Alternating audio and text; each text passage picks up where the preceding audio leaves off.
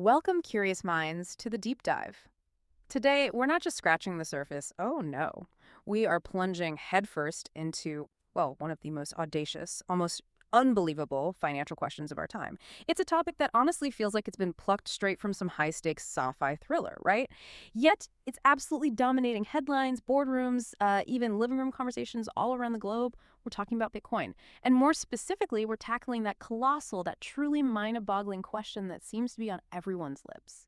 Can Bitcoin truly reach that mythical, almost unthinkable figure of $1 million per coin? I mean, just pause for a second and think about that. Seriously. Just a few short years ago, the very idea of Bitcoin hitting its current highs, the six-figure mark, that felt outlandish to most people, something only whispered among the most fervent believers. $1 million. That was just like meme territory, wildest dream stuff. But here we are, in a world where serious analysts, respected financial institutions, major players, they're not just talking about it. They're actively investing based on it being a very real, tangible possibility. So what we're going to do in this deep dive is precisely what we do best. We're going to sift through the piles of articles, the groundbreaking research, the expert opinions that you, our amazing listener, provided for us.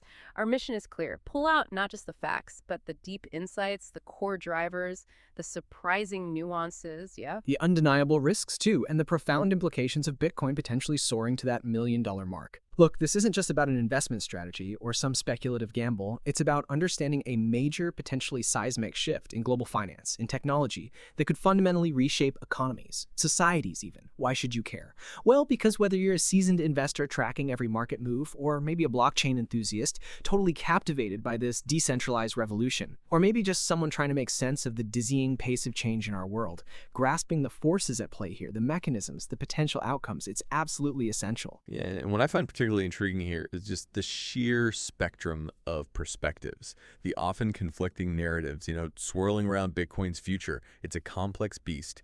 It's inherently volatile, and it's layered with both incredible, almost unprecedented opportunity and significant, often underestimated risk.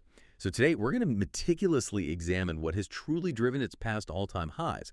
We'll dissect the catalyst that pushed it, into the stratosphere. Then we'll pivot. We'll look at what fundamental economic shifts, what tech advancements, and what broader societal embrace are absolutely necessary for it to achieve that staggering $1 million valuation. And critically important, we'll explore who stands to win, like immensely, and who might perhaps uncomfortably be left behind if it actually does hit that mark. Finally, we'll zoom out and look at the big, overarching existential threats, the things that could derail this entire journey, maybe turn that House of Cards analogy into a stark reality. It's about exploring not just the what price could it reach, but digging deep into the profound why it could happen and really wrestling with the deeply impactful what if it actually does. So yeah, prepare for a truly deep exploration, right in the heart of this digital revolution. Challenging assumptions, uncovering some surprising truths along the way. Key Bitcoin's recent meteoric rise. What drove its all-time highs? Okay, let's start by grounding ourselves in the very recent past. Because Bitcoin has already pulled off some truly astonishing feats. Things that, frankly, very few thought possible just a short while ago. I remember conversations just a few years back where reaching current prices felt like pure science fiction. But, well, here we are. And the catalyst for its most recent, incredible all-time highs, they're still incredibly fresh in our minds. One of the biggest, arguably the most transformative driver, was the introduction of spot Bitcoin exchange-traded funds, the ETFs, back in early 2024. Now, this wasn't just another financial product dropping onto the market. This was like a paradigm shift. And what's often overlooked is the sheer battle it took to get these ETFs approved. For years, the SEC, the U.S. financial regulator, they just resisted. They kept citing volatility, manipulation concerns, basically saying, nope, not in our sandbox. So when giants like BlackRock, a titan in traditional finance, trillions under management, Nyan, when they not only launched their iShares Bitcoin Trust ETF, but saw these absolutely staggering inflows, it wasn't just about providing access. That's too simple. It was this profound psychological endorsement. It signaled that Bitcoin wasn't some fringe asset anymore, stuck in the dark corners of the internet. It was now a legitimate contender for, serious institutional portfolios. This dramatically lowered the barrier to entry, not just for individual investors like you or me, but for these vast pools of institutional capital. We're talking pension funds, wealth managers, even family offices, people who previously couldn't or just wouldn't touch Bitcoin directly. Maybe because of regulatory hurdles, or maybe just the complexity of direct ownership, right? Wallets, keys, security. It's a lot. And the numbers, they really speak volumes. By mid-2025, these U.S. Bitcoin ETFs had collectively raked in a staggering $14.8 billion in net inflows. Just think about that. Nearly $15 billion flowing into a digital asset that so many once dismissed as like a total fad. And to give you a specific example that really stands out, BlackRock's ETFs, it alone managed to raise over $1.3 billion in just 2 days after its launch. That's just an unprecedented amount of capital flooding into a brand new asset class in such a short time. And it fundamentally changed the conversation in boardrooms worldwide. It basically built a superhighway, didn't it, for traditional finance to finally onboard Bitcoin. Yeah, exactly. And if we place this in the broader context, the introduction of these ETFs, while yes, monumental, it wasn't happening in a vacuum. It was definitely amplified by other significant governmental actions. Actions which collectively shouted loud and clear that Bitcoin was finally being taken seriously, not just by financial markets, but crucially by the highest levels of political power. Consider, for instance, U.S. President Donald Trump's executive order back in March 2025, the one establishing a strategic Bitcoin reserve. A strategic reserve? Yeah. Wow. This wasn't some minor footnote or, a symbolic gesture. It was capitalized with approximately 200,000 Bitcoin. Right. And to put that in perspective, holding a strategic reserve of any asset, well, it means recognizing it as critical for national security, maybe, or economic stability. It puts it up there with like oil or gold reserves. So this action sent this unambiguous, powerful message. It reinforced Bitcoin's status not just as a speculative digital asset, but as a legitimate, perhaps even strategic component of the financial landscape. And this kind of regulatory, this political acknowledgement, it's absolutely crucial for mainstream adoption. And maybe even more importantly, for convincing those deeply conservative institutional investors that Bitcoin is actually a secure and viable place for their vast amounts of capital.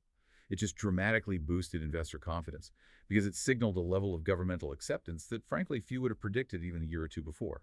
Right.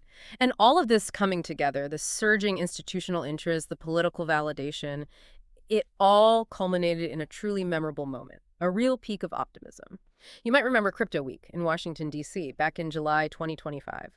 This wasn't just some gathering of blockchain nerds, it felt like a watershed moment. It really captured the market's burgeoning bullish sentiment and, interestingly, the growing political clout of the crypto industry itself.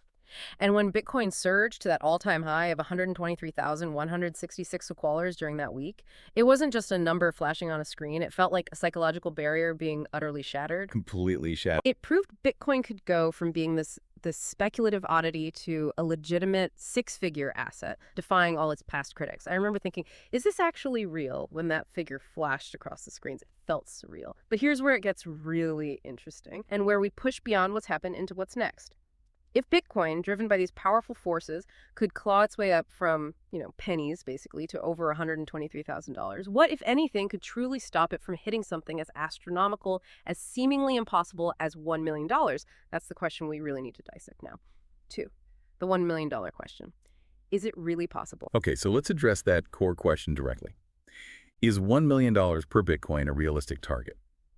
The straightforward answer, supported by a growing chorus of serious financial strategists and market analysts, is yes, it's entirely possible.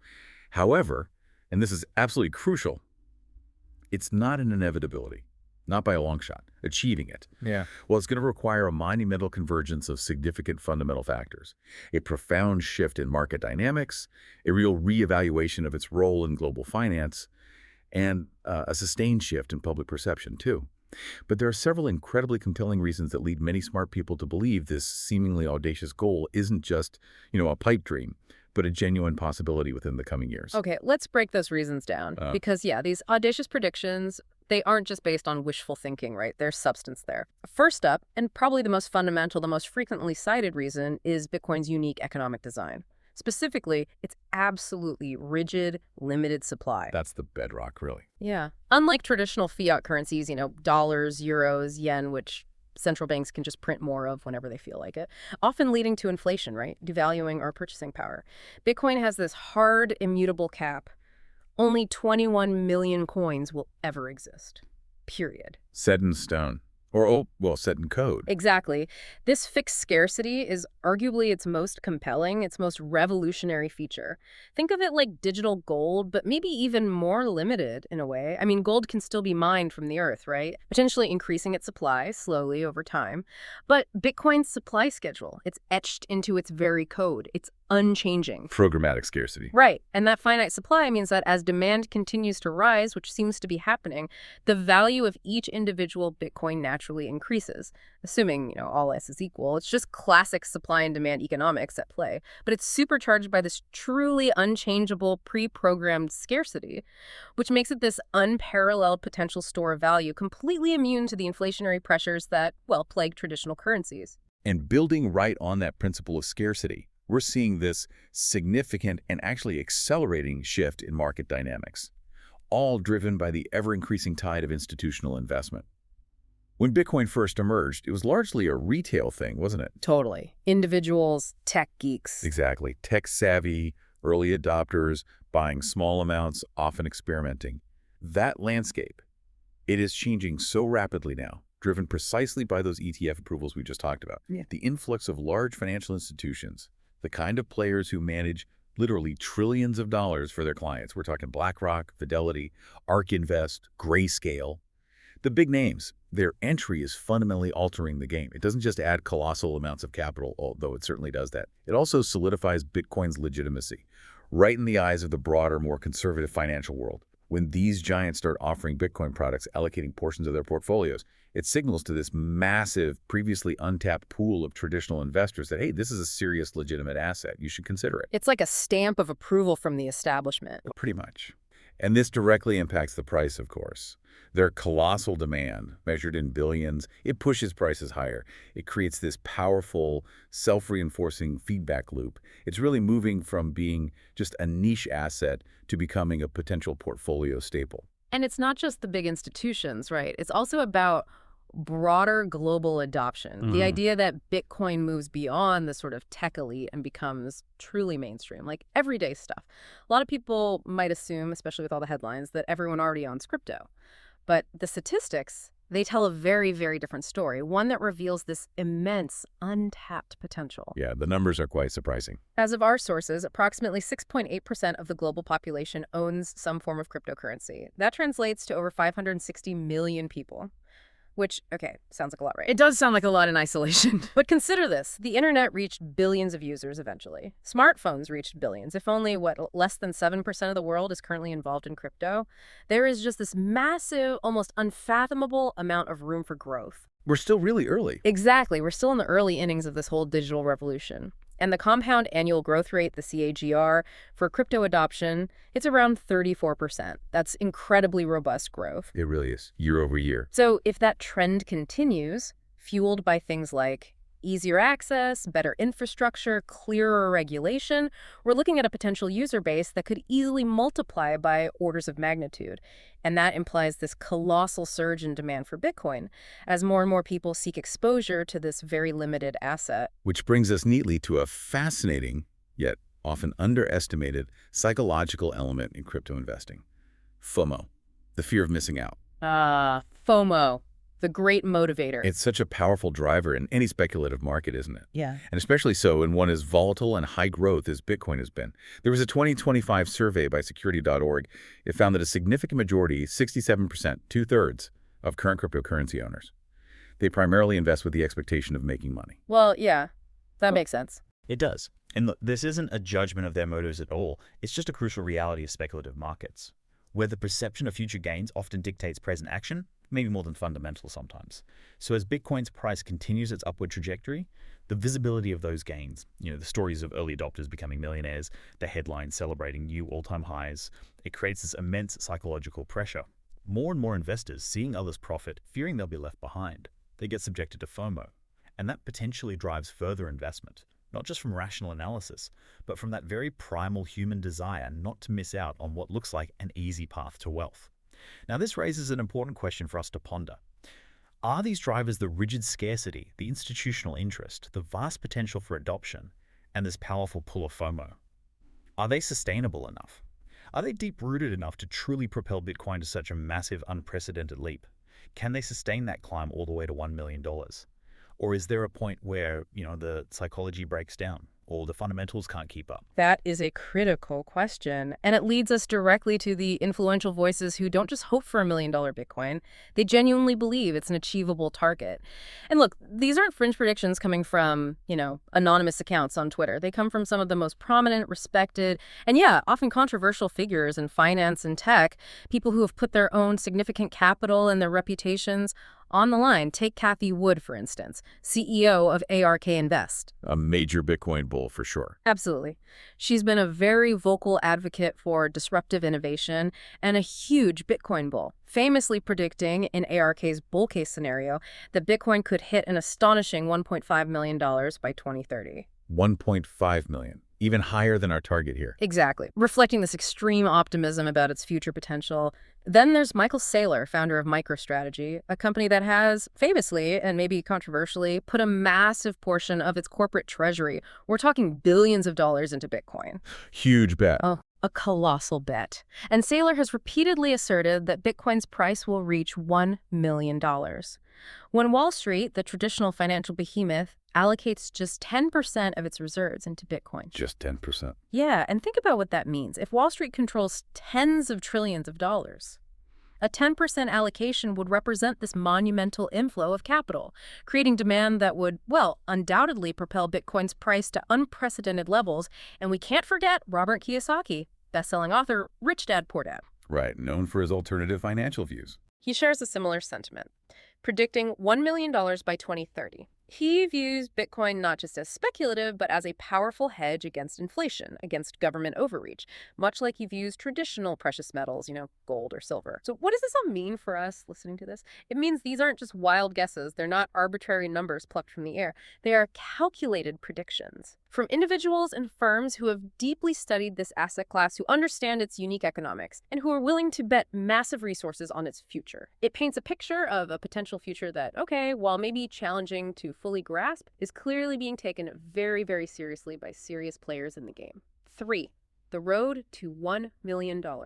What needs to happen?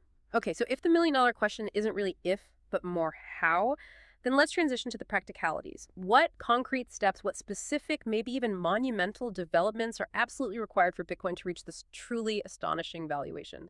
A valuation that would arguably change the world, right? We need to understand the sheer scale of what we're talking about here. For Bitcoin to hit $1 million per coin, its market capitalization would need to exceed an astounding $21 trillion. 21 trillion. Just let that number sink in. Exactly. And to put that into perspective, that's not just more than the current value of all the gold in the world, which is around $13 trillion? Significantly more, yeah. It's also comparable to the combined market cap of some of the largest global tech giants, or even entire national economies. It's just an enormous leap from where it stands today. And it won't happen by accident. It won't happen through mere speculation alone. There are very specific milestones that absolutely must be met. Absolutely right. And the first, most crucial factor on that demanding roadmap. It's a dramatic, almost unimaginable increase in institutional involvement. As we touched upon earlier, while institutional interest is growing rapidly, yes, it's still relatively limited compared to the monumental scale needed for a $1 million Bitcoin. Michael Saylor's target, that 10% Wall Street allocation, it provides a vivid benchmark. If Wall Street were to allocate just 10% of its reserves to Bitcoin, just a fraction of their overall portfolios, his model suggests the market cap could indeed reach that $20 trillion figure, pushing Bitcoin's price to $1 million. But that's a big if. It's a huge if. And here's the current reality check. The significant gap we need to bridge. Despite all the excitement around the spot ETFs, less than 5% of Bitcoin ETF assets are currently held by long-term institutional investors. Less than 5%. Really? Yeah. The market is still largely dominated by retail investors, albeit, increasingly sophisticated ones, but still mainly retail. What I find particularly intriguing here is just the sheer chasm between the current state of institutional adoption and the immense potential that someone like Saylor points to. This means a substantial, a truly fundamental shift in how large financial entities view and integrate Bitcoin into their core strategies, not just as a speculative side bet, a small percentage for diversification, but as a core diversified asset, a legitimate store of value, an inflation hedge. That shift is absolutely non-negotiable for this goal. They need to fully embrace it. Okay, so Beyond the big institutions, we need true global scale, right? Meaning widespread adoption by everyday people all around the world. Making Bitcoin, I don't know, as common as email or smartphones, is that the kind of scale we're talking for? That's pretty much the scale, yeah. Experts estimate that to reach that $1 million per Bitcoin mark, somewhere between 20% to 40% of the world's population would need to adopt Bitcoin in some form. 20 to 40%. That's what? 1.6 billion to 3.2 billion people? Exactly. Staggering numbers. That is not a small ask. That's a complete transformation in how people perceive and use money. It really is. And it requires this monumental effort in several key areas, doesn't it? Definitely. Think about it.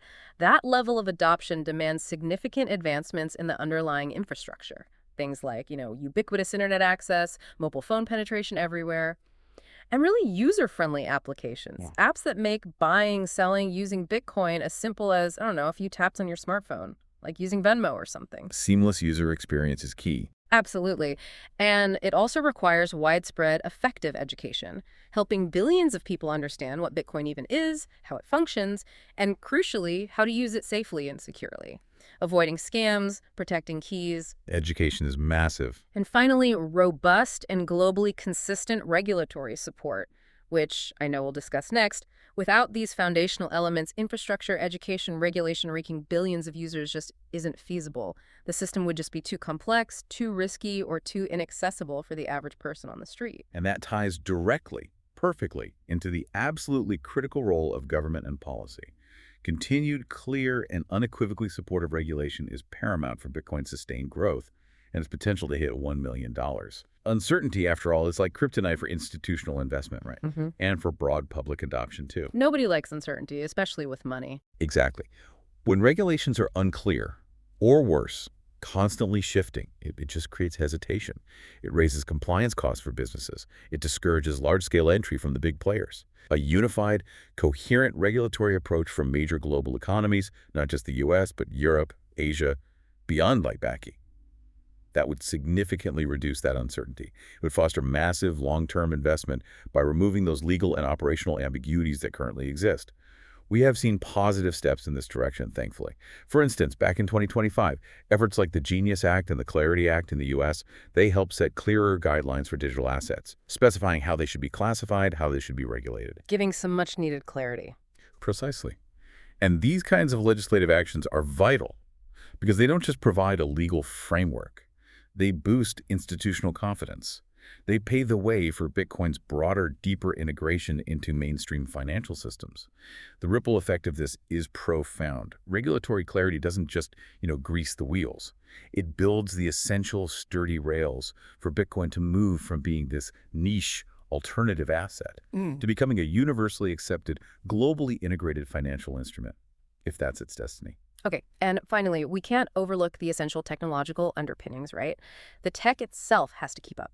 Bitcoin, at its core, it's a digital currency. And for it to handle potentially billions of transactions from billions of users, its underlying technology needs to evolve rapidly and efficiently. Scalability is the key word here. Exactly. Continued technological development is necessary, specifically in scaling solutions. The base Bitcoin blockchain, the main layer, while incredibly secure, incredibly robust, it can be slow and expensive, right, for small, frequent transactions, especially when the network gets congested. Yeah, the fees can spike. Transaction times can lag. This is where innovations like the Lightning Network come into play.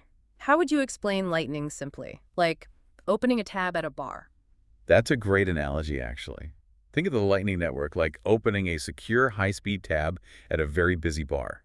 Instead of settling every single drink, every small transaction with a full, potentially slow, and maybe costly blockchain transaction on the main ledger, you open a payment channel directly with someone else or through the network.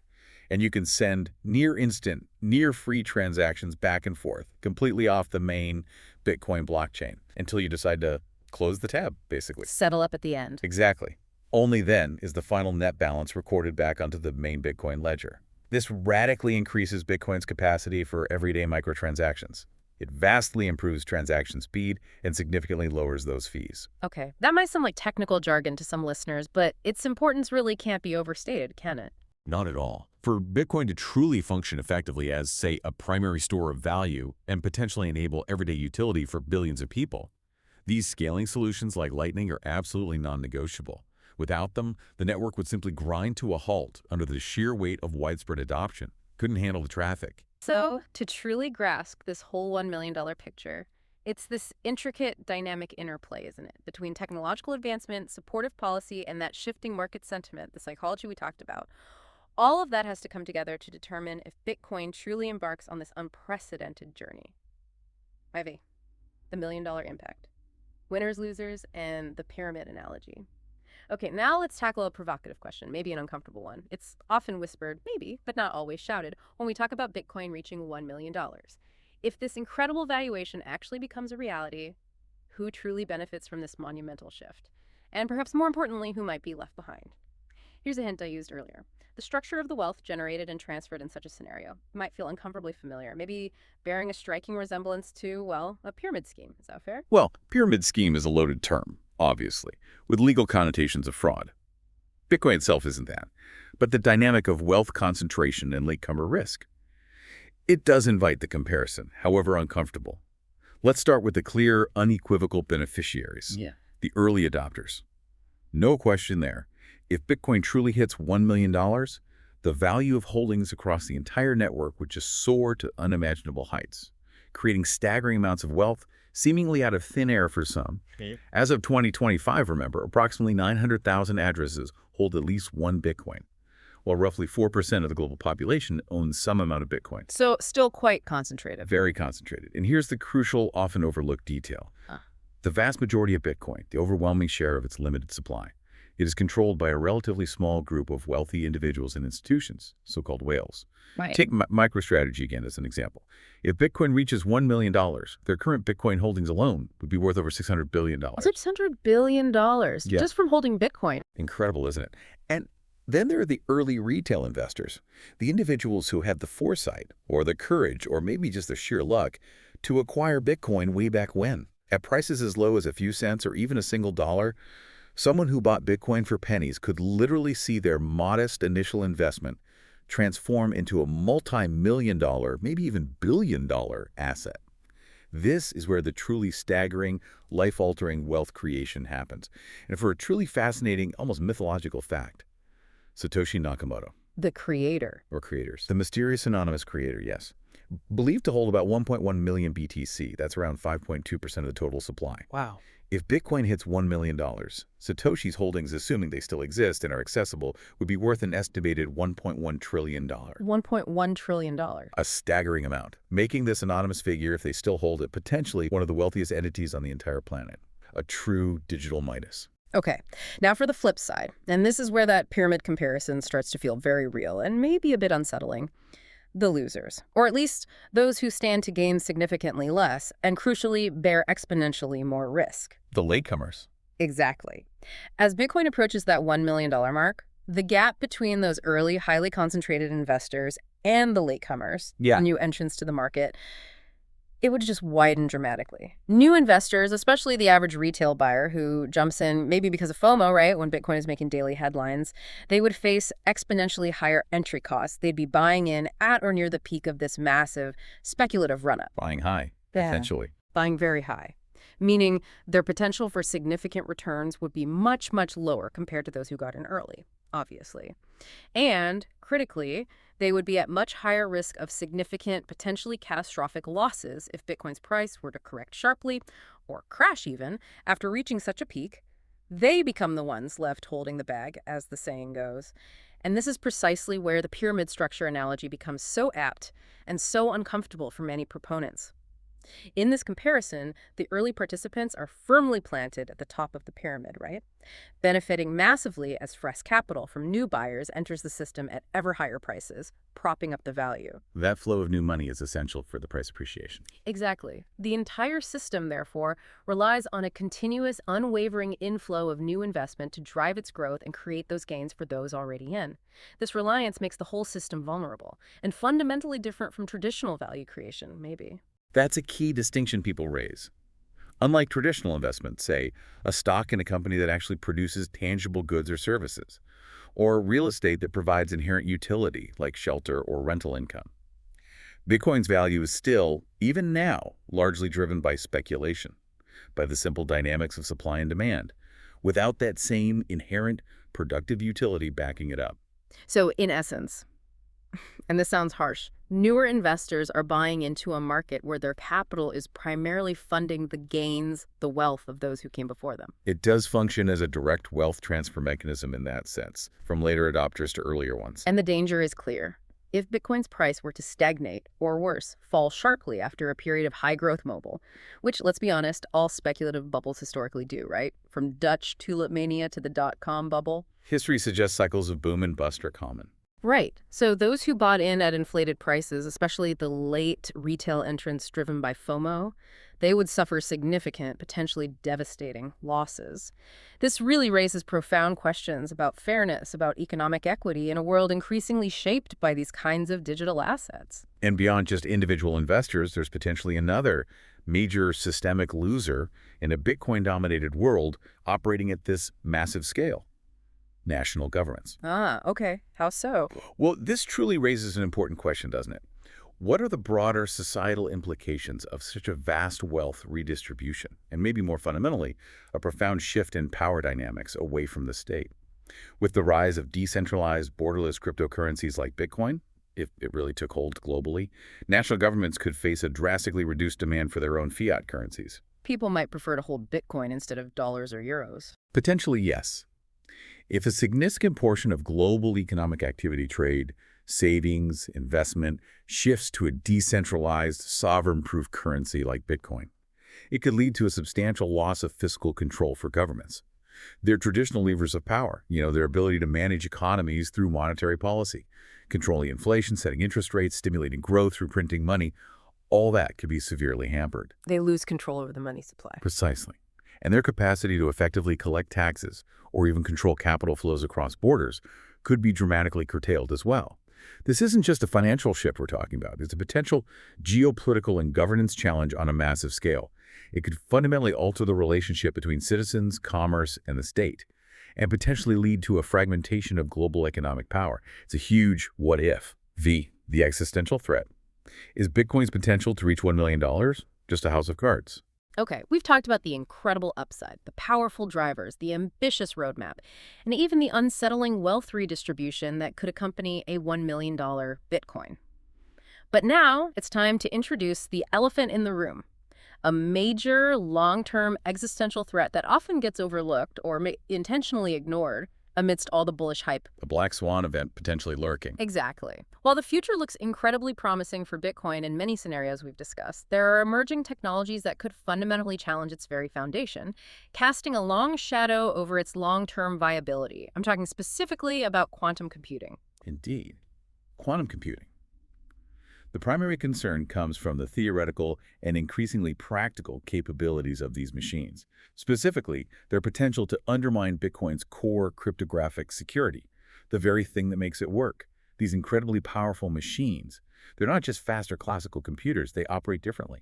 They use the principles of quantum mechanics, superposition, entanglement to solve certain types of problems that are currently completely infeasible for even the most powerful supercomputers we hold today. They could potentially use algorithms like Shor's algorithm to efficiently factor large integers and compute discrete logarithms. Okay, math alert. Why is that a problem for Bitcoin specifically? Because those incredibly difficult mathematical problems, they are precisely what Bitcoin's current encryption methods rely upon to keep everything secure. Securing transactions, protecting wallets, ensuring the integrity of the entire network. It all rests on the difficulty of these problems. What I find particularly chilling here is that while these computations are currently impossible for our best classical computers, a sufficiently advanced, stable quantum computer could theoretically crack them in minutes, maybe hours, but fast, effectively rendering Bitcoin's current digital locks completely useless. Breaking the encryption. Breaking the encryption. That's why this isn't just some theoretical threat way off in the future. It's a fundamental cryptographic challenge that goes right to the very heart of Bitcoin's security model. And this vulnerability isn't merely academic for Bitcoin. Its specific reliance on something called elliptic curve cryptography, or ECC. It makes it particularly susceptible. Okay, how does that work? Briefly. Well, simply put, Bitcoin uses ECC to generate your public address, the one you share, to receive funds from your private key, which only you should know. Your public address is like a lockbox, and your private key is the only key that can open it and spend the Bitcoin inside. With current classical computers, it's computationally impossible to figure out the private key just by knowing the public key. That's the The security. black box is safe. Right. However, a quantum computer, armed with Shor's algorithm, could theoretically reverse this process. It could calculate your private key just from your public address. Oh, wow. So they could just take the Bitcoin. Exactly. They could gain access to and spend any Bitcoin associated with any public key they can crack. And we're talking about a significant portion of the network that's already potentially vulnerable. Approximately 4 million Bitcoin, that's roughly 25% of the usable supply, is currently stored in addresses where the public keys have been exposed through past transactions, making them particularly ripe targets for future quantum attacks. A quarter of the supply. That's huge. It's massive. The potential economic damage from such an event would be absolutely catastrophic. Imagine a successful quantum attack on a widely adopted currency with a market cap of over $1 trillion, as Bitcoin was back in July 2025. Such a hack wouldn't just devastate Bitcoin holders. It could trigger a global recession, maybe even depression, as trust in all digital systems potentially evaporates and massive wealth is destabilized overnight. And here's the profound irony. There's always an irony. Bitcoin's decentralized nature, the very thing often touted as its core strength, its safeguard against central control and censorship. That becomes a major problem in a crisis scenario like a quantum attack. There is no central authority, no CEO of Bitcoin, no single entity that can quickly coordinate and implement fixes or security measures across the entire network, which significantly increases the risk of widespread economic instability and chaos if such an attack were to occur before preventative measures are in place. Okay, that sounds genuinely terrifying. So given this monumental, almost apocalyptic threat, are there any solutions in the pipeline? Are people working on this? Thankfully, yes. The brightest minds in cryptography are absolutely working on this. It's a major area of research. Researchers are actively developing what's called post-quantum cryptography algorithms, or PQC. These are essentially new cryptographic methods, new types of digital locks, specifically designed to be secure even against attacks from future quantum computers. Building quantum-proof locks. That's the goal. The National Institute of Standards and Technology, NIST, in the U.S., is heavily involved in standardizing these new quantum-resistant algorithms, trying to establish reliable, future-proof methods. Okay, so solutions exist or are being developed, but implementing them, that sounds like the hard part for Bitcoin. That's where it gets really interesting and incredibly challenging. While these solutions exist conceptually, implementing them across Bitcoin's vast, decentralized network presents monumental hurdles. It would require a massive, unprecedented coordinated effort across potentially millions of nodes, miners, developers, users. Everyone has to agree and upgrade. Like trying to upgrade the entire internet simultaneously without breaking it? That's a pretty good analogy, yeah. Estimates suggest that transitioning Bitcoin to quantum-resistant cryptography could potentially require up to 76 days of downtime for the entire network. 76 days, Bitcoin offline for over 2 months. Potentially. Yeah. Imagine that. Bitcoin, a system designed to be immutable, always on, 24/7, needing to effectively shut down for that long for a fundamental upgrade. The sheer scale of that challenge, both technically in coordinating such a massive change without errors, and socially within such a decentralized and often, let's say, opinionated community, it's just immense. It's not just a software update. It's like a refounding of the network's security layer. A huge undertaking. Wow. Okay, we have covered a vast amount of ground in this deep dive into Bitcoin. It feels like a whirlwind.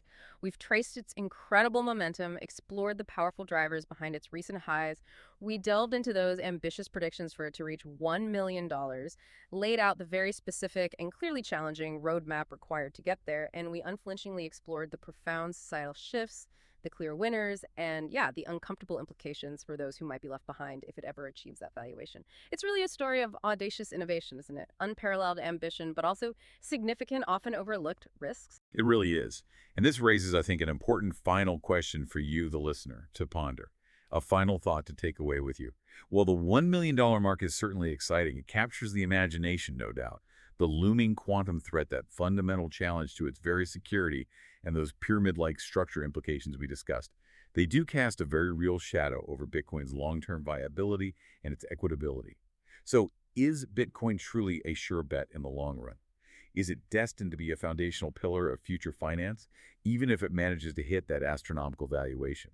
We really encourage you to continue considering these fundamental vulnerabilities, the ongoing technological arms race between cryptography and computing power, and the ethical dimensions that are constantly shaping its future. So what stands out to you from this deep dive? Was it the institutional embrace, the potential government disruption, the stark winner-loser dynamic, or perhaps that existential quantum threat? We truly hope this conversation has sparked your own curiosity and encouraged some critical thinking about this rapidly evolving digital frontier. It's certainly given me a lot to think about. And hey, if you found this deep dive valuable, or if it sparks new questions for you, please consider taking just a moment to maybe subscribe, leave a comment below, or engage with this video in some way. Your support, honestly, it really helps us continue creating quality crypto content like this. It boosts our visibility in the algorithm. You know how it works. And it allows us to keep bringing you these in-depth explorations. We really appreciate it. Until next time, keep exploring, stay curious, and thanks for diving deep with us.